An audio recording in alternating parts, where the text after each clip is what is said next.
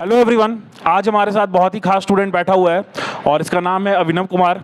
और अभिनव इस बार नीट में आउट ऑफ 720 620 मार्क्स स्कोर किया है। साथ ही साथ इसका जो जनरल रैंक है वो 18,000 है।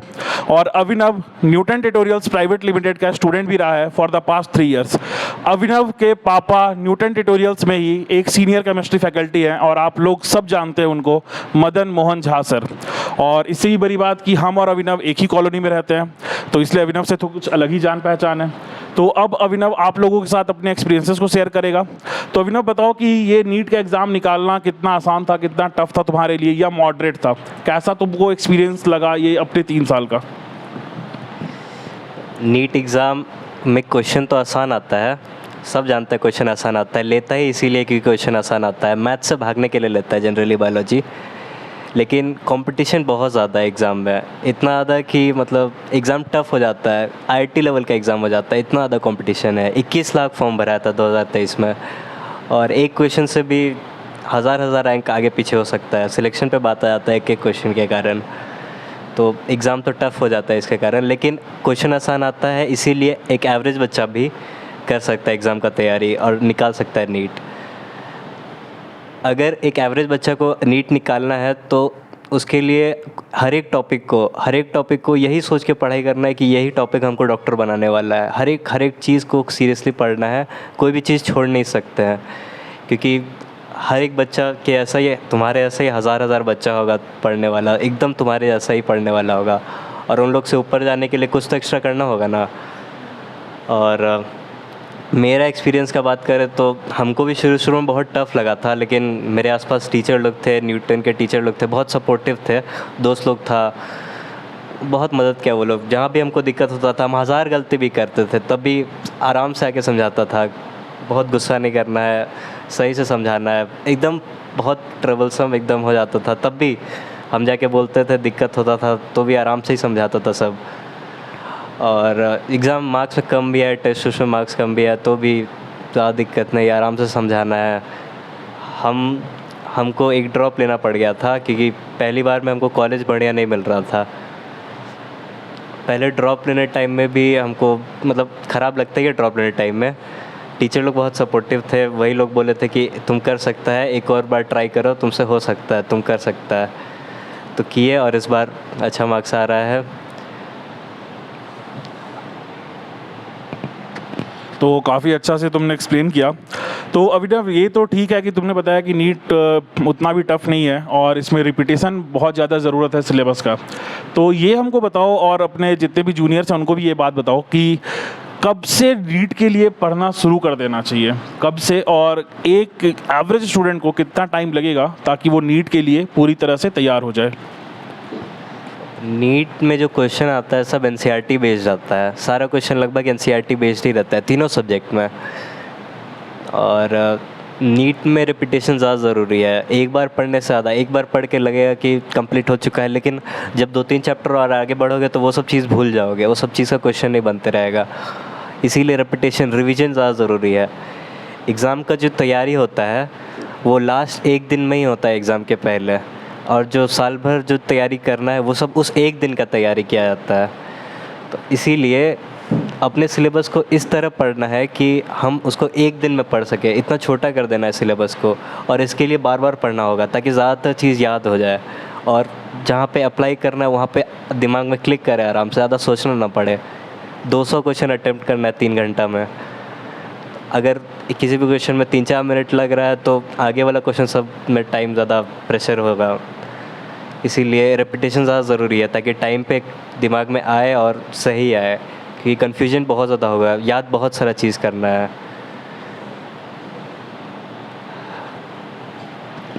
तो कोई बात नहीं। एक्चुअली क्या है कि अभिनव पहली बार कैमरा पे आकर के इंटरव्यू दे रहा है, अपने जूनियर्स को मोटिवेट और गाइड भी कर रहा है, तो इसीलिए थोड़ा नर्वस भी है। और लेकिन चूँकि इसने अपने लाइफ में इतना सब कुछ अचीव किया है तो कॉन्फिडेंस में भी है। तो अभिनव, और कुछ बताओ कि नीट में जैसे कि कई बच्चे बोलते हैं कि जैसे तुमने ही बोला कि मैथ से भागने के लिए बायो लेते हैं। अब जो बच्चे मैथ से भागे तो फिजिक्स भी उनका कई बार उनको हॉन्ट करता है। हम कई बार ऐसा सुने हैं नीट के स्टूडेंट्स को कि फिजिक्स में थोड़ा सा हमेशा से एक डर रहता है। तो ये फिजिक्स के प्रॉब्लम को कैसे टैकल करना है?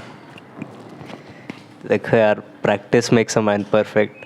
फिजिक्स में तो क्वेश्चन सब रिपीट होना है, सारे सारे सब्जेक्ट में क्वेश्चन रिपीट होता है। प्रीवियस ईयर सॉल्व कर लो, बहुत दिक्कत हो रहा है तो जो दिक्कत हो रहा है टीचर लोग से पूछो। फिज़िक्स में मेन दिक्कत होगा कि क्वेश्चन सब समझ में ही नहीं आएगा, स्टार्ट कैसे करना है, सॉल्व करना है। ज़्यादातर बच्चे लोग को यही दिक्कत होता है। तो इसके लिए देखो 400-500 टाइप का क्वेश्चन है और वही सब टाइप का क्वेश्चन रिपीट होता है। वो टाइप का क्वेश्चन सब एक बार प्रैक्टिस कर लो ना सब, तो दिमाग काम करने लग जाएगा, शुरू हो जाएगा पढ़ाई करना, कैसे करना है, क्या करना है। और टेस्ट देने से ही ये फिज़िक्स का प्रॉब्लम दूर होता है, क्योंकि नॉर्मली अगर क्वेश्चन बनाओगे तो वो प्रेशर नहीं फील होगा।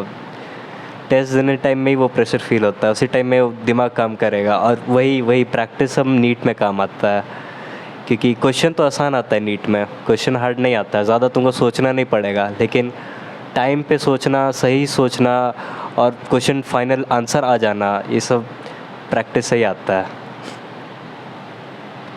तो फिजिक्स का हम लोग बात कर लिए, और फिजिक्स के बाद जो एक और सब्जेक्ट है जो कि काफ़ी ज़्यादा हॉन्ट करता है स्टूडेंट्स को, इनऑर्गेनिक केमिस्ट्री, जो कि काफ़ी ज़्यादा स्टूडेंट्स क्लास में अक्सर डाउट बोलते भी हैं कि इनऑर्गेनिक केमिस्ट्री में काफ़ी ज़्यादा प्रॉब्लम है। तो ज़रा इसके बारे में भी कुछ बताओ कि इनऑर्गेनिक केमिस्ट्री से कैसे टैकल करना है। इनऑर्गेनिक केमिस्ट्री में दिक्कत होता है कि हम लोग वो बायोलॉजी जैसा नहीं पढ़ते हैं। बायोलॉजी जैसे पढ़ते हैं, हर 3-4 दिन में एक बार पढ़ते हैं, डेली ही पढ़ते हैं, सुबह उठ के पढ़ते हैं, शाम में पढ़ते हैं बायोलॉजी, इसीलिए आसान लगने लगता है। धीरे धीरे बायोलॉजी याद होने लग जाता है। इनऑर्गेनिक केमिस्ट्री का दिक्कत है, हम लोग पढ़ते नहीं है जल्दी, बहुत या तो एग्ज़ाम के लास्ट में छोड़ के रखते हैं कि ये लास्ट में पढ़ेंगे, एग्ज़ाम के 1 महीना पहले पढ़ेंगे, इसीलिए हार्ड लगता रहता है साल भर। इनऑर्गेनिक केमिस्ट्री पढ़ने का यही तरीका है कि बायोलॉजी जैसा पढ़ो, बार बार पढ़ो, हाईलाइट कर करके पढ़ो, अंडरलाइन करके पढ़ो, लिखते लिखते पढ़ो, बार बार पढ़ो, तभी याद होगा। धीरे धीरे हल्का लगने लग जाएगा, बायोलॉजी ऐसा लगने लग जाएगा। इनऑर्गेनिक केमिस्ट्री शुरू में हार्ड लगता है, सबको लगता है, लेकिन बार बार पढ़ने से ही वो तरीका बहुत सही होगा इनऑर्गेनिक केमिस्ट्री। और एग्ज़ाम में क्वेश्चन आसानी आता है। एग्ज़ाम का पैटर्न देख लो, प्रीवियस ईयर बना लो, देखो किस चैप्टर से कितना क्वेश्चन आ रहा है। जिस चैप्टर से ज़्यादा आ रहा है उसको ज़्यादा बार पढ़ो। डीएफ ब्लॉक से ऐसे क्वेश्चन कम आता है, लेकिन चैप्टर बड़ा है तो उसको उतना फोकस नहीं करना है। प्रीवियस ईयर बना लेना है डीएफ ब्लॉक में, और चैप्टर 1-2 बार पढ़ लेना है। लेक्चर देख लो यूट्यूब पे, उसका डर ठीक करो। अगर डर लग रहा है तो क्वेश्चन प्रैक्टिस करो, पढ़ो बार बार। अगर वो टॉपिक स्ट्रॉन्ग नहीं होगा तो बाकी सब टॉपिक भारी भारी लगते रहेगा। और टेस्ट प्रैक्टिस करो, टेस्ट का क्वेश्चन सब बनाओ। टेस्ट में अगर कोई क्वेश्चन नहीं समझ में आ रहा है तो वो टीचर लोग से पूछो। मेन है कि बार बार पढ़ने से, बायोलॉजी जैसे पढ़ने से ही इनऑर्गेनिक केमिस्ट्री ठीक होगा। तो इनऑर्गेनिक की भी बात हो गई और फिजिक्स की भी बात हो गई। अब एक और बहुत ज़रूरी बात, 3 साल जो तुमने लिए अपने प्रिपरेशन के लिए, तो 3 साल तो काफ़ी लंबा टाइम था, और 3 साल तक इस एज में खुद को कई तरह के डिस्ट्रैक्शन से रोक करके रखना, तो ये कैसे पॉसिबल किए तुम अपने लाइफ में? कि भाई जाहिर सी बात है, डिस्ट्रैक्शन तो हर आदमी के लाइफ में आता है, सोशल मीडिया से आए, या कोई लड़की का मसला हो, या फिर कुछ और बात हो, ठीक है, फैमिली प्रॉब्लम हो, या फिर कुछ भी फाइनेंशियल प्रॉब्लम हो। हर तरह से 3 साल में तो कोई ना कोई प्रॉब्लम आएगा ही नहीं, सॉरी आएगा ही आएगा, कोई आदमी कोई कितना भी कुछ बोल ले। तो कैसे ही इस डिस्ट्रैक्शन को तुमने अपने ऊपर हावी होने से बचाया? तो डिस्ट्रैक्शन तो सबकी ज़िंदगी में आता है, सब कुछ आएगा, सारा प्रॉब्लम आएगा, कोई ऐसा छूट नहीं जाएगा, सारा प्रॉब्लम आएगा एक एक करके। प्रॉब्लम दूर कैसे करना है, प्रॉब्लम आए तो फोकस कैसे रहना है, लड़की भी आएगी, सब आएगा, सब कुछ देखना है। 3 साल में सब देख लिया और सब आएगा ही। देखो मेन है कि यही सोच के पढ़ो ना कि डॉक्टर बनना है। तुम अगर कोई डेटा तुम्हारे सामने आए और तुम उसको छोड़ दो तो वो किसी का जान भी ले सकता है, यही सोच के पढ़ाई करना है। तुम अगर आधा मेहनत करोगे ना, थोड़ा पढ़ भी लेते हैं, थोड़ा इंस्टाग्राम भी देख लेते हैं, थोड़ा रील भी देख लेते हैं, थोड़ा यूट्यूब शॉर्ट्स भी देख लेते हैं, ये सब पॉइजनस है। तुम देखते रहोगे, सेटिस्फाई नहीं होगे, और देखने का मन करेगा। फिर थोड़ा देर 5-10 मिनट पढ़ोगे, थक जाओगे ज़्यादा जल्दी। पढ़ने का एक ही तरीका है कि खूब पढ़ो और खूब सो, क्योंकि रेस्ट बहुत ज़रूरी है। अगर तुम यहाँ सब पे टाइम वेस्ट करोगे ना तो पढ़ने टाइम में थक जाओगे। तुम अपने पढ़ाई को कॉम्प्रोमाइज़ कर रहे हो जब यहाँ पे एनर्जी अपना दे रहे हो। तो अगर फोकस रहना है ना तो अपने मन में ये बांध लो ना कि डॉक्टर ही बनना है हमको, और कुछ नहीं चाहिए, बस डॉक्टर ही बनना है। तभी हो पाएगा, आधा आधा मेहनत करने से नहीं होगा। हम कैसे फोकस रहे थे, तो हम, मेरा तो दोस्त लोग था, वो लोग पकड़ के ही रखता था लगभग हमको, कहीं इधर उधर हम मतलब डिस्ट्रैक्ट होते ही थे। इतना बार फ्रेंड फ्रेंड का जिक्र कर रहे हो दोस्तों का, तो एक दो दोस्त का नाम भी लो। देखो मेरा दोस्त लोग तो था शारिक और मनीष, और उन लोग से अच्छा दोस्त हमको मिल नहीं सकता। बहुत बहुत मदद किया था मेरा। हम 1000 गलती भी कर देते थे तो भी सामने से आके बोल देता था कि गलती कर रहा तो मत करो, और समझाता था आराम से, मारता भी था। कितना मारता था, कब मारता था? नहीं नहीं नहीं मारता था। हाँ, तो अपना फ्रेंड सर्कल सही बनाओ। दोस्त बिगाड़ भी देता है, बना भी देता है। अपना फ्रेंड सर्कल सही रखो। जो नहीं पसंद, जो लग रहा है तुमको कि ये घाटा है इसके साथ रहने में, हमको नीचे खींच रहा है, हमको गलत रास्ते पे ले जा रहा है, उन लोग से दूर रहो। और अपने में ही रहो ना। अपना खुद ही सोच के रखो कि हमको डॉक्टर बनना है, और टीचर लोग का सहारा लो। टीचर लोग से कम्युनिकेट करो। जो दिक्कत आ रहा है सब टीचर लोग को बोल दो। टीचर लोग, अब टीचर लोग का नाम ले लियो तो स्पेसिफिक नाम भी ले लो। हम अपना लगभग सारा दिक्कत सबसे पहले तो सलमान सर को बताते थे। कोई भी कुछ भी हो जाता था सलमान सर को सामने से आके बता देते थे। हम लोग जितने भी दोस्त थे सब लोग, कोई भी टीचर भी कोई डांट देता था सीधे सलमान सर को आके बताते थे हम लोग। और बाकी टीचर लोग से डाउट वाउट पूछते ही थे। और दिक्कत पंकज सर भी खुद ही से आके हम लोग को पूछते थे कि क्या दिक्कत हो रहा है, कोई दिक्कत तो नहीं है। इमरान सर है, मैथ्स पढ़ाते हैं, फिर भी हम लोग का आके पूछते ही रहते थे कि कोई दिक्कत तो नहीं। कहीं भी मिल जाते थे तो बिना टोके नहीं पार होते थे। हमेशा हम लोग को कुछ ना कुछ बोलते ही रहते थे वो सब। टीचर लोग बहुत सपोर्टिव थे। फोकस रहने के लिए यही सब काम करो। अपने टीचर लोग से, दोस्त लोग से, पेरेंट्स लोग से हमेशा डिस्कस करते ही रहो। अगर अकेले शांत होगे ना तो बहुत जल्दी थक जाओगे, पढ़ाई नहीं हो पाएगा। डिस्ट्रैक्शन हो तो टीचर लोग से डायरेक्ट बोल दो कि हमको ये दिक्कत हो रहा है, क्या करना चाहिए हमको। क्योंकि टीचर लोग एक्सपीरियंस्ड हैं, वो लोग को पता है, इतना बच्चे लोग को देखे हैं। वो लोग से डायरेक्ट बोलो, वो लोग बहुत मदद करेंगे। तो सबसे पहले तो अभिनव अब तक 3 टीचर्स का नाम लिया, तो थोड़ा हम उनके बारे में भी बता दें। एक इसने नाम लिया सलमान सर का, जो कि न्यूटन ट्यूटोरियल्स के यंग फैकल्टी हैं ऑर्गेनिक केमिस्ट्री के, और मेरे बहुत अच्छे दोस्त भी हैं। हम लोग दोनों कलीग्स भी हैं न्यूटन ट्यूटोरियल्स में ही। फिर इसने नाम लिया इमरान सर का और पंकज सर का। तो इमरान सर, जैसा कि आप सब जानते हैं, डायरेक्टर है न्यूटन ट्यूटोरियल्स के। पंकज सर भी डायरेक्टर है Newton tutorials, and he is a chemistry faculty. Imran sir maths के फैकल्टी हैं। तो अब अभिनव काफ़ी कुछ बता चुका है, लेकिन इसका एक पॉइंट हम पकड़ लिए। अपने डिस्ट्रैक्शंस के बारे में बता रहा था और बोला कि लड़की भी देख लिए। क्या हुआ था, कौन थी, कुछ हुआ था तो कुछ बता दो अगर बताना चाहते हो इंटरव्यू में। तो अभी बताएगा नहीं क्योंकि पब्लिक इंटरव्यू हो रहा है। तो अच्छा इतना बता दो कि कोई लड़की का मैटर हुआ था क्या 3 साल में? थोड़ा सा भी, कुछ भी नहीं बताना चाहता। खैर ये नहीं बताएगा, हमको अकेले में बताएगा। और इसके जो 2 दोस्त हैं जिसका नाम ले लिया, मनीष सारिक, उससे ही पूछ लेंगे। अच्छा चलो, इन सब के बाद तुम्हारे फादर का क्या रोल था? चूँकि अभिनव के फादर, जैसा हमने आपको स्टार्टिंग में ही बताया, senior chemistry faculty Newton tutorials हैं, मदन मोहन झा सर। और चूँकि मदन सर एक बार मेरे घर भी आए हैं, और जैसा कि मदन सर बताए थे, हमको याद है सर 1998 से पढ़ा रहे हैं। तो अब आप लोग खुद अंदाज़ा लगा लीजिए कि कितने ही ज़्यादा एक्सपीरियंस फैकल्टी है। और अभिनव का एक बड़ा भाई भी है जो अभी IIT खड़गपुर में है, 4th ईयर या 3rd ईयर में। इसका एक बड़ा भाई भी है। तो अब अपने फादर के रोल के बारे में बताओ। और इसके फादर काफ़ी स्ट्रिक्ट टीचर हैं, तो अब अपने फादर के रोल के बारे में बताओ कि कैसे, मतलब उन्होंने तुमको घर में, बाहर में डांटते तो पक्का होंगे 3 साल में, है ना? क्योंकि भाई ऐसा कोई स्टूडेंट ही नहीं न्यूटन का जो उनसे नहीं डांट सुना हो, है ना? तो अब ज़रा सा बताओ उनके बारे में। देखो, दशरथ जैसे पापा मिले हैं, राम जैसे भैया मिले हैं, लक्ष्मण जैसा छोटा भाई है, सीता जैसी मम्मी है। लगभग मिला जुला के सब बेस्ट है, हमको जैसा लगता है। पापा थे, बहुत एक्सपीरियंस थे, ठीक है, मतलब शांत रह के आराम से जितना बहुत सारा बात समझा देना है, ऐसा हर बात में एक्सपीरियंस लगता था। फिर भैया थे, भैया बहुत सपोर्टिव। भैया जहाँ भी जो भी क्वेश्चन होता था भैया से आके पूछ सकते हैं। फिज़िक्स में ज़्यादातर क्वेश्चन हम पूछते थे भैया से, फिज़िक्स में। केमिस्ट्री में हम पापा से पूछते थे, जहाँ भी जो भी डाउट होता था केमिस्ट्री में पापा से पूछ लेते थे। पापा क्लास लेके थके हुए रहते थे, ठीक, शाम तक पढ़ा रहे हैं फिर भी थके हुए हैं, फिर भी हम जाके डाउट पूछ रहे हैं तो बता रहे हैं। खुद से इनिशिएट करिए, खुद से ही बुला रहे हैं हमको पढ़ाने के लिए, एक चैप्टर करके इनऑर्गेनिक का। बाहर बाहर से भी, बाहर एनसीईआरटी के बाहर का भी बुक सब से पढ़ाते रहे हमको। मम्मी तो थी, हमेशा ही सामने ही रहती थी मम्मी, बात करते ही रहते थे हम मम्मी से, जो भी दिक्कत हुआ, जो भी कोचिंग में हुआ, मम्मी से बात करते ही रहते थे। और पापा बहुत मदद किए थे।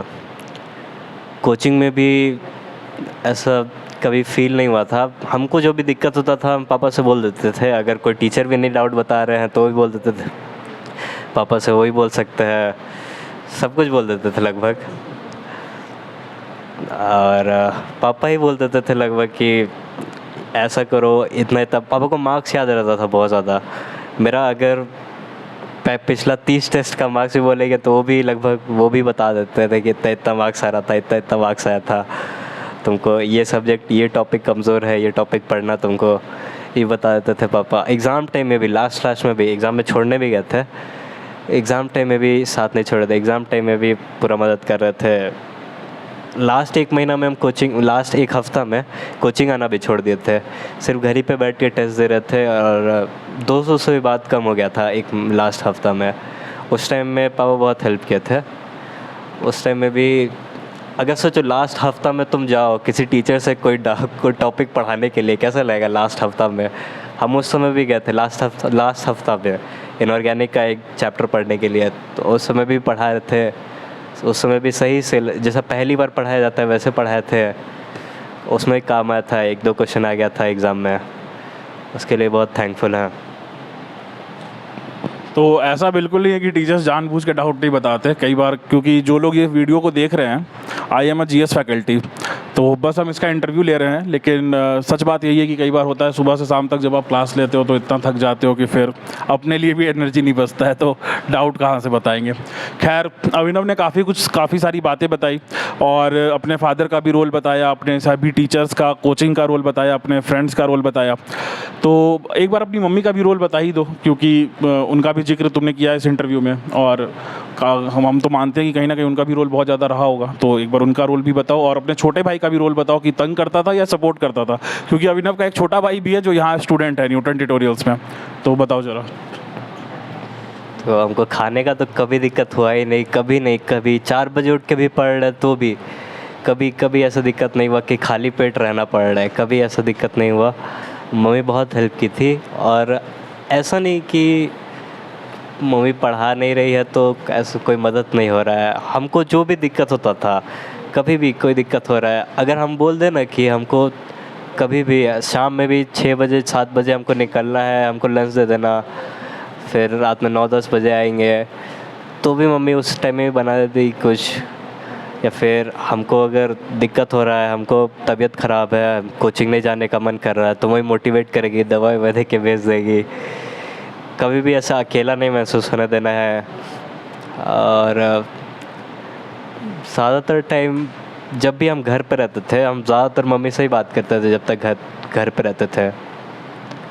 बाकी पापा भैया से या छोटा भाई से लगभग जो भी बात होता था सब एकेडमिक बात होता था।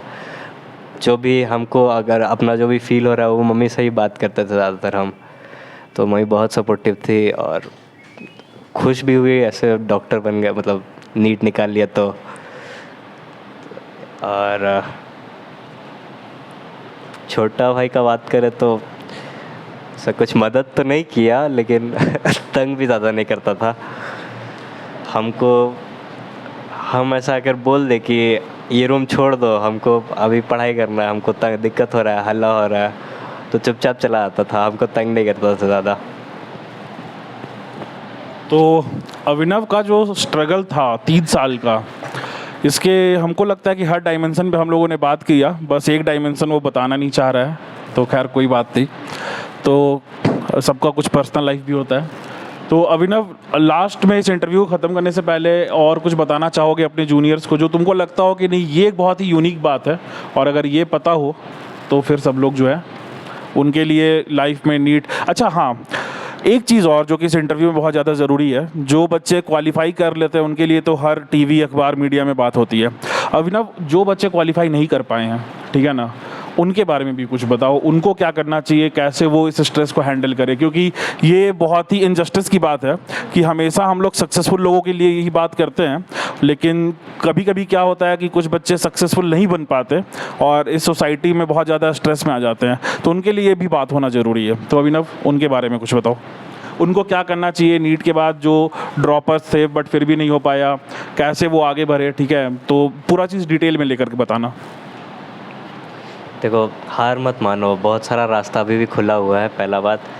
और ड्रॉप लेने का मतलब है कि MBBS ही करना है। अगर सोच रहे हो ना लेने का, तो यही ठान के रखो कि हमको MBBS ही करना है किसी भी तरह से, कि जितना तुमको मार्क्स चाहिए, देख लो कितना मार्क्स चाहिए, उतना ही मार्क्स का टारगेट रखो और उसी के हिसाब से पढ़ो। जितना भी मेहनत करना पड़े, जी जान लगा के मेहनत करो। ड्रॉप लेने का मतलब ही MBBS ही करना। और अगर नहीं हो रहा है ना, इस साल भी नहीं हुआ है, तो डिप्रेशन में नहीं जाना है। गाना वाना सुनो, मूवी भी देखो, नाचो गाओ, डिप्रेशन में नहीं जाना है, क्योंकि बहुत बड़ा ट्रैप है। कंपटीशन ही इतना आता है, बायोलॉजी लेके फीलिंग आएगा कि फंस गए हैं, ऐसा नहीं सोचना है। कंपटीशन बहुत ज़्यादा है, हार नहीं मानना है। अगर करना सोच रहे हो कि अगर नीट निकालना है, तो यही सोच के रखो कि डॉक्टर बनना है। कुछ भी इधर उधर मत सोचना, मतलब। और अगर कोई कॉलेज, ऐसा भी कर सकते हो कि कोई कॉलेज चुन लो एग्रीकल्चर वगैरह, और उसके साथ में नीट की तैयारी करो, अगर फैमिली प्रेशर हो रहा है तो। क्योंकि ड्रॉप लेने का मतलब भी है MBBS करना। और हार नहीं मानना, क्योंकि हमको भी लगा था ड्रॉप, एक अभी निकाल लिया ना, तो कर्ज किया जा सकता है। हम भी किया है, हम भी लगभग एवरेज ही बच्चे थे, पढ़ने लिखने में ध्यान नहीं देते थे ज़्यादा। और बहुत डिप्रेशन है तो पेरेंट्स लोग से बात करो, टीचर लोग से सलाह लो कि क्या करना चाहिए। अब टीचर लोग एक्सपीरियंस्ड है, वो लोग देखे हैं तुम्हारे ऐसा बच्चा सब को, जो लोग नहीं निकाल पा रहा है, वही लोग बताएंगे क्या करना है, कैसे करना है। तो जैसा कि अभिनव ने भी बोला, और मेरा भी मैसेज रहेगा उन सभी स्टूडेंट्स के लिए जो अभी प्रेजेंट में अनसक्सेसफुल है, क्योंकि देखो, ये जो सक्सेस और फेलियर होता है, ये बस विद रिस्पेक्ट टू टाइम वाली बात है। आप आज अगर सक्सेसफुल हैं तो हो सकता है कल किसी चीज़ में फेल हो जाएं, और आज अगर आपने फेल किया तो हो सकता है कल आपको सक्सेस मिल जाए। तो लगे रहना है, परेशान नहीं होना है। और बहुत बहुत थैंक यू अभिनव, यहाँ आने के लिए और अपने एक्सपीरियंसेस को हम लोगों के साथ शेयर करने के लिए। और एक बात जो कि हम अपने सभी व्यूअर्स को बोलना चाहते हैं कि हम लोग जो न्यूटन ट्यूटोरियल्स की जो टीम है, वो आज से नहीं, 2007 से लगी हुई है हर उस बच्चे के लिए जो IIT JEE और नीट का सपना देखता है। और जैसा कि आप देख रहे हैं कि हम लोगों के पास मतलब काफ़ी अच्छे अच्छे रिजल्ट्स भी हैं। अगर आप में से किसी को ऐसा लगता है कि आप परेशान हो रहे हैं, या फिर आप अगर अपने लाइफ के डाउनफॉल में जा रहे हैं, तो आप ऐसे भी कभी भी अब हाँ, हम लोगों के फैकल्टी से, टीम मेंबर से कंसल्ट करने के लिए, सलाह लेने के लिए हम लोग के ऑफिस आ सकते हैं। हम लोग का ऑफिस है 5th floor, Hariom tower, circular road, Ranchi, Lalpur. तो जैसा कि हम लोगों ने जिक्र किया अभी सलमान सर का, जो कि मेरे बहुत अच्छे फ्रेंड भी हैं, एक चीज़ जो कि हम अपने फ्रेंड और यहाँ के जो टीचर ऑर्गेनिक के हैं सलमान सर से ये सीखे, हम उनको कभी डिप्रेशन में देखे ही नहीं। काफ़ी अच्छे से मतलब स्टूडेंट्स को टैकल किए, सुबह से शाम तक पढ़ाए, और काफ़ी अच्छे से कॉन्सेप्ट्स को भी क्लियर किए, और साथ ही साथ इनके जो लाइफ में जो डिलेमास हैं उनको भी क्लियर करते गए। तो ऐसे ऐसे टीचर्स हैं इस टीम में, तभी न्यूटन ट्यूटोरियल्स आज इस ऊंचाई पर पहुँचा है। और ऐसे स्टूडेंट्स भी हैं, सिर्फ टीचर्स ही नहीं है, ऐसे स्टूडेंट्स भी हैं, अभिनव जैसे, मनीष जैसे, जिनकी वजह से आज हम लोगों के पास इतने अच्छे रिजल्ट्स हुए हैं। और इस बात की काफ़ी खुशी है। बस जाते जाते एक तुमसे कंप्लेंट है कि चूँकि संडे था जिस दिन रिज़ल्ट आया था ना, और उस दिन मेरा वीक ऑफ था और मिठाई हमको मिला नहीं है, तो हम मिठाई ले लेंगे, क्योंकि अभिनव बच भी नहीं सकता है, क्योंकि मेरे ही घर के पास में रहता है, तो इसका आना जाना तो भाई मेरे घर के सामने ही होता है ना, तो मिठाई याद रखना। तो इस इंटरव्यू को बंद करते हैं बंदूक। तो ठीक है, हम कैमरा मैन से रिक्वेस्ट करते हैं इंटरव्यू को क्लोज़ कीजिए।